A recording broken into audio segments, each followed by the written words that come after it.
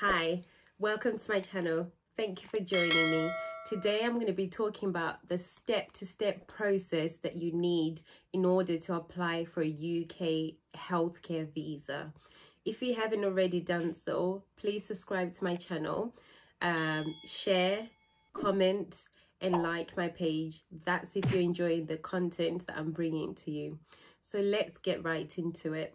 So the first thing that I think you should do if you want to start this process is, if you don't have any qualifications, make sure you get qualifications. That's what I think you should do. The first thing you should do is register to get a healthcare qualifications. At the moment, I'm aware of different companies having different requirements.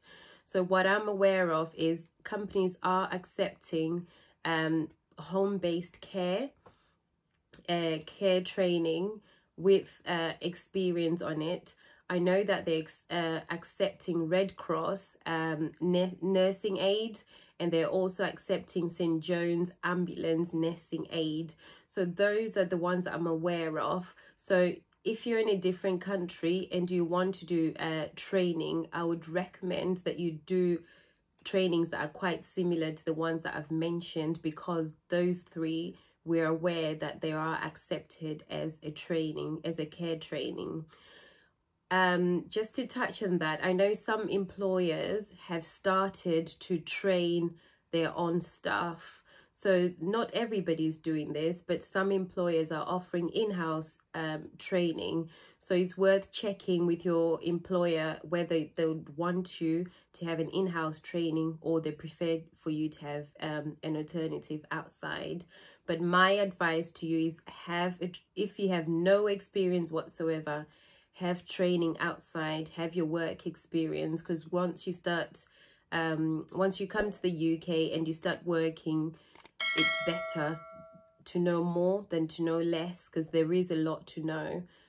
That's my advice. If your employer offers something more, then the more the merrier. That's even better for you.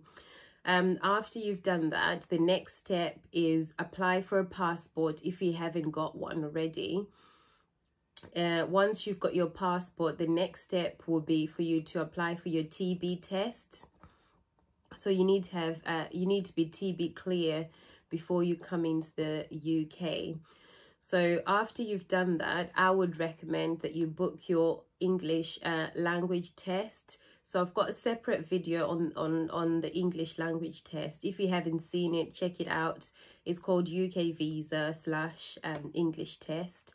So there are 4 that are accepted with the UK government: IELTS, PSI, Pearson, and language test, language certificate. So I would recommend you watch my other video on this to get more information. So once you've done your English, the next step will be to do your police check. So this is just to ensure that you're clear of any criminal and you're not wanted for anything. We call this DBS in the UK. So if you are working with vulnerable adults or children, vulnerable people, you are required to be checked. So in the UK, we also get checked if you're working with vulnerable people. I would say at this point, whether you've finished your course or you haven't finished your course, then start look for an employer. It's really, really important that you get an employer before you apply for a visa. So I would say at this point, whether you're halfway through your training or you finished, look for an employer and let them know what you're doing. You've got 1 week to go, 2 weeks to go with your training, or you've actually completed your training. I think employers will actually be really, really pleased to find out that you've finished your training, rather than someone who's hoping to finish at some point. So I would recommend that you contact them when you finish your care training. Once you have all of these documents, once you're happy and your employer provides a sponsorship, certificate of sponsorship, you then need to get your vaccination card, and you're ready to go really and apply for a visa. So those are my 8 steps of things that you need to do before you can apply for a visa. I hope you found this really, really useful. Thank you for watching.